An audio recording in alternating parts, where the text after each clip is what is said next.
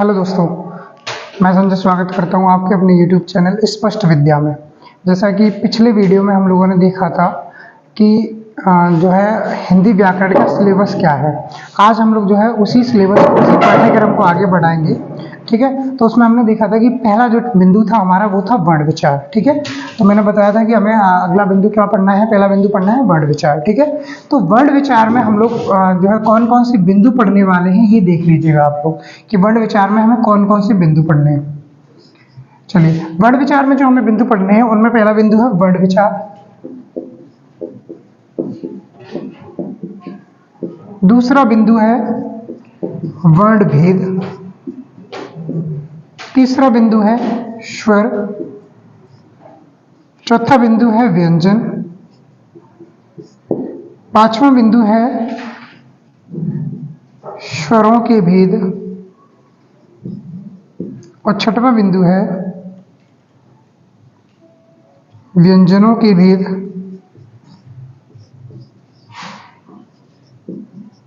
और उसके बाद अंतिम बिंदु है आपका अयुग्मा।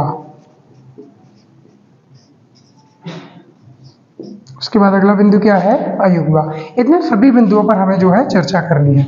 ये बिंदु रहेंगे हमें वर्णमाला वाले जो टॉपिक है हमारा उसमें हमें ये बिंदु पढ़ने हैं। ठीक है, चलिए अगर हम लोग बात करें इन बिंदुओं की, ये नोट कर लीजिए। पहला बिंदु हमें पढ़ना है वर्ण विचार, दूसरा बिंदु हमें पढ़ना है वर्ण के भेद, तीसरा बिंदु है आपका स्वर, उसके बाद व्यंजन, व्यंजन के बाद स्वरों के भेद, स्वरों के भेद के बाद व्यंजनों के भेद और फिर उसके बाद अयुग्मा। इस तरीके से हमें कंप्लीट वर्णमाला पढ़नी है, उसके भेद पढ़ने हैं। तो चलिए पहले हम लोग बात करेंगे वर्ण विचार की कि वर्ण विचार क्या होते हैं। चलिए इसकी परिभाषा देख लेते हैं। तो इसकी जो परिभाषा है वर्ण विचार की, वर्ण विचार की क्या परिभाषा है, तो हम सीधी सी भाषा में कह सकते हैं कि मनुष्य अपने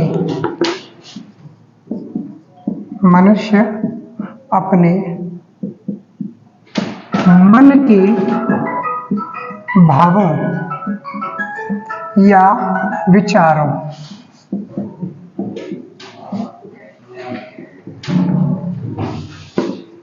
को व्यक्त करने के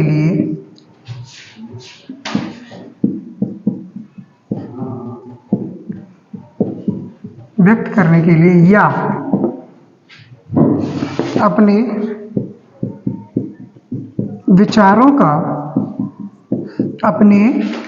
का आदान प्रदान करने के लिए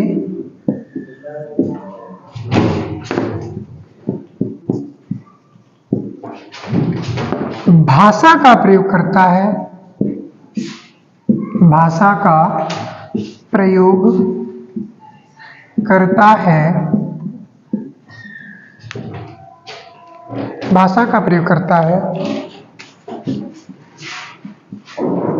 और भाषा में शब्दों का प्रयोग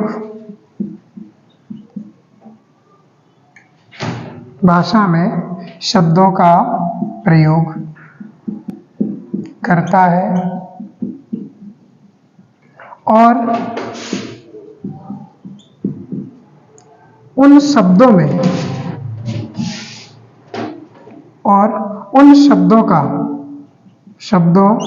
का निर्माण वर्णों से होता है।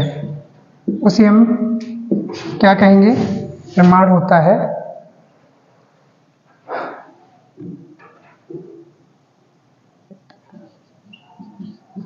वर्णों के, या हम कह सकते हैं कि उन वर्णों का अध्ययन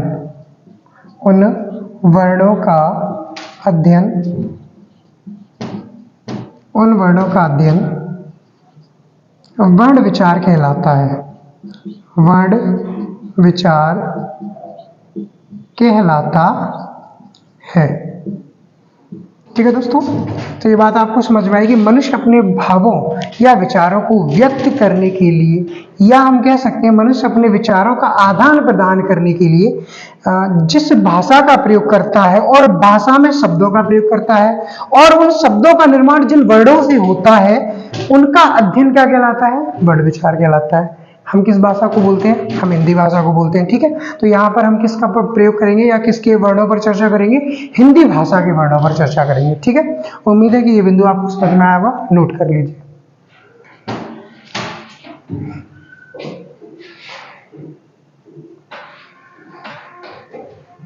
ठीक है, ये आप वीडियो रोककर इसका स्क्रीनशॉट ले सकते हैं या फिर आप इसे जो है रोककर उसे नोट कर सकते हैं। ठीक है साथियों, फिर उसके बाद हम लोग बात करेंगे कि वर्ड किसे कहते हैं। क्या वर्ड?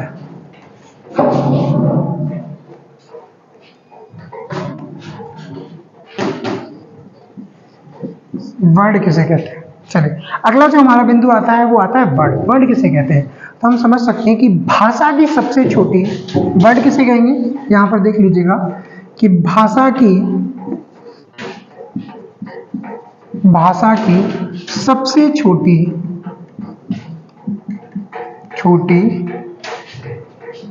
लिखित इकाई, भाषा की सबसे छोटी लिखित इकाई वर्ड कहलाती है। क्या कहलाती है दोस्तों? वर्ड कहलाती है।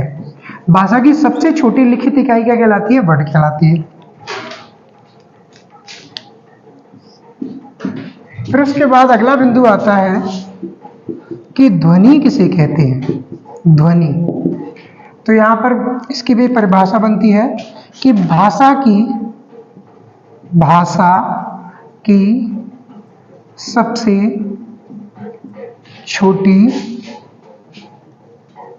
भाषा की सबसे छोटी मौखिक इकाई, भाषा की सबसे छोटी मौखिक इकाई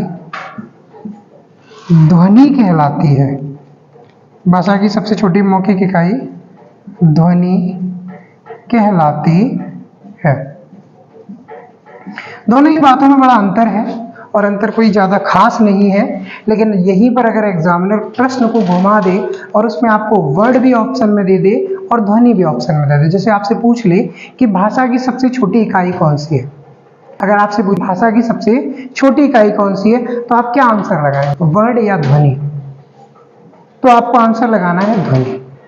लेकिन यहीं पर आपसे प्रश्न अगर पूछ ले कि भाषा की सबसे छोटी लिखित इकाई कौन सी है तो आप आंसर लगाएंगे वर्ड। ठीक है, ये बात आपको समझ में आई?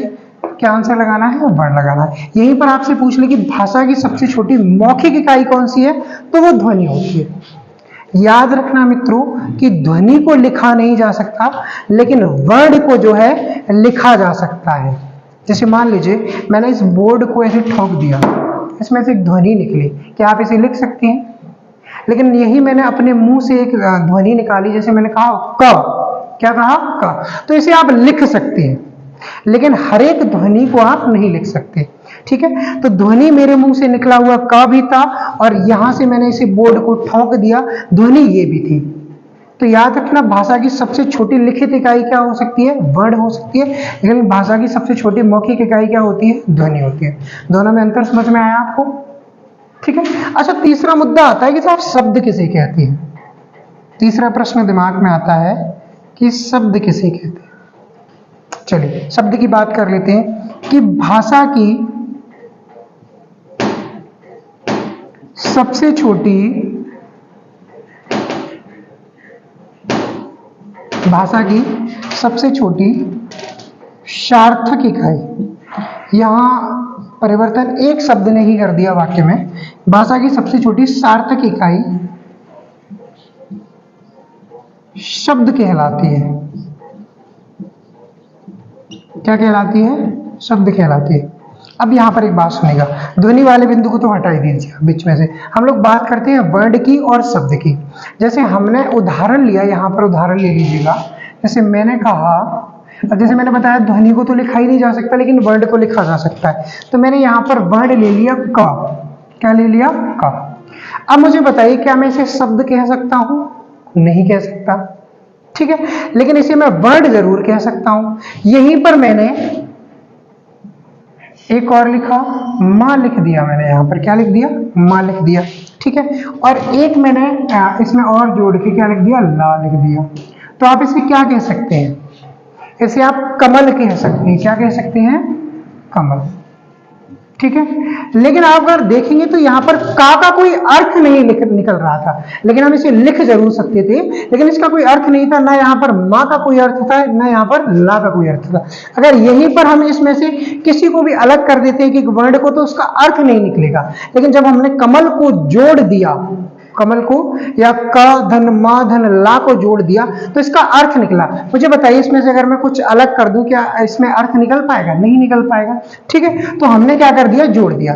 तो मुझे बताओ, अगर शब्द की दृष्टि से देखा जाए तो ये छोटा है या ये छोटा है? साहब इसे तो हम शब्द कह ही नहीं सकते, शब्द तो हमारा यही रहेगा ना। तो यहाँ पर कई सारे वर्ड मिल गए और उन्होंने एक शब्द बनाया। क्या बनाया? एक शब्द बनाया। तो ये भाषा की सबसे छोटी क्या हो जाएगी? इकाई हो जाएगी। बात समझ में आई? भाषा की सबसे छोटी सार्थक इकाई क्या हो जाएगी? शब्द हो जाएगी, ठीक है। तो ये फर्क रहता है भाई तीनों में, इसे नोट कर लीजिए। वर्ण, ध्वनि और शब्द, तीनों में अर्थ आप लोगों को स्पष्ट हो गया होगा, उम्मीद है मुझे, ठीक है। हालांकि शब्द इसका टॉपिक नहीं है, शब्द जो है आपको शब्द विचार में ही पढ़ाया जाएगा, लेकिन फिर भी इसे जो है नोट कर लीजिए। यहाँ पर कुछ चीजें क्लियर हो जाती है तो आगे समस्या नहीं आने वाली आपको, ठीक है। चलिए ये नोट कर लीजिए।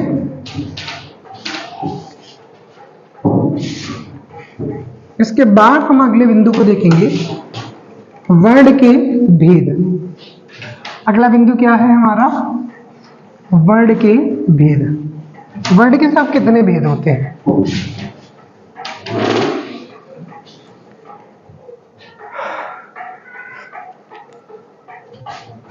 हेडिंग बना लीजिए, वर्ण के भेद। वर्ण के भेद। अगर आपसे पूछा जाए वर्ण के कितने भेद होते हैं, तो वर्ण के भेद होते हैं 2। वर्ण के कितने भेद होते हैं? 2। एक सुना होगा आप लोगों ने, स्वर, और एक होता है व्यंजन।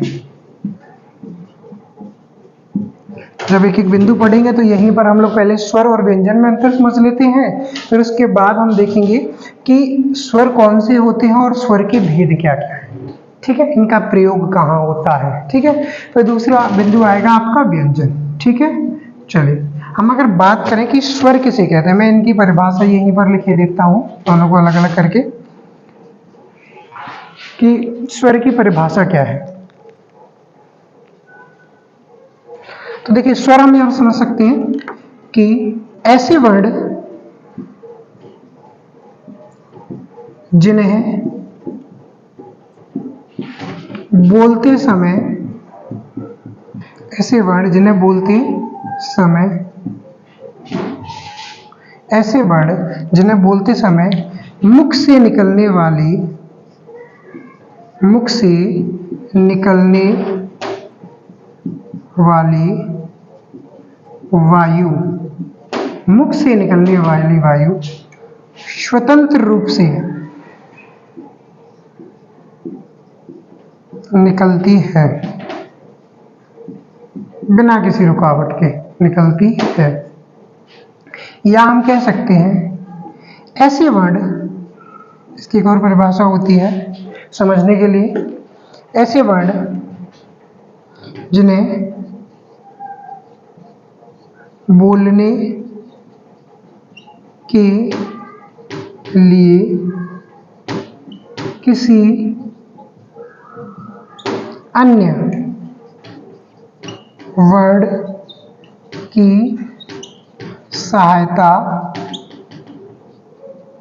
नहीं ली जाती, स्वर कहलाते हैं। क्या कहलाते हैं? स्वर कहलाते हैं।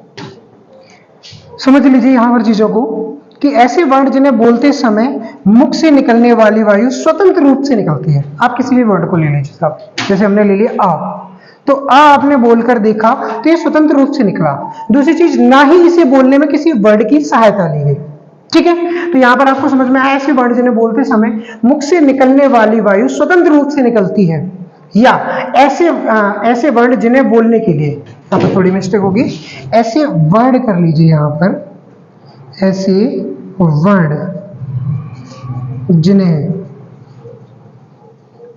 वर्ड जिन्हें बोलने के लिए किसी अन्य वर्ड की सहायता नहीं ली जाती, स्वर कहलाते हैं। क्या कहलाते हैं?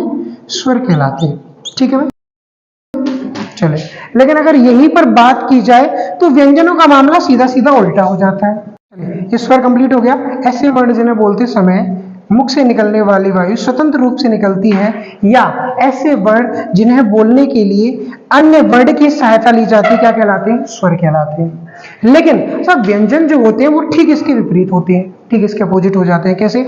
ऐसे वर्ड जिन्हें बोलते समय मुख से निकलने वाली वायु स्वतंत्र रूप से नहीं निकलती है, या हम कह सकते हैं ऐसे वर्ड जिन्हें बोलने के लिए किसी अन्य वर्ड की सहायता ली जाती है, वो क्या कहलाते हैं? व्यंजन कहलाते हैं। नहीं आया समझ में? दोबारा समझ लीजिए। ऐसे वर्ण जिन्हें बोलते समय मुख से निकलने वाली वायु स्वतंत्र रूप से निकलती है।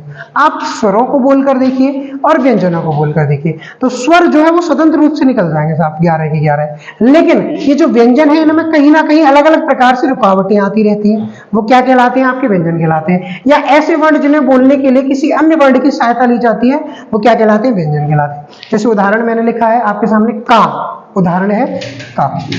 अब जैसे ये का लिख दिया मैंने, अब यहां पर समझिए का। अब का जो है वो स्वतंत्र नहीं है, इसमें छुपा हुआ है कोई दूसरा स्वर। जैसे इसे हम कह सकते हैं क धन आ। क्या कह सकते हैं इसे हम?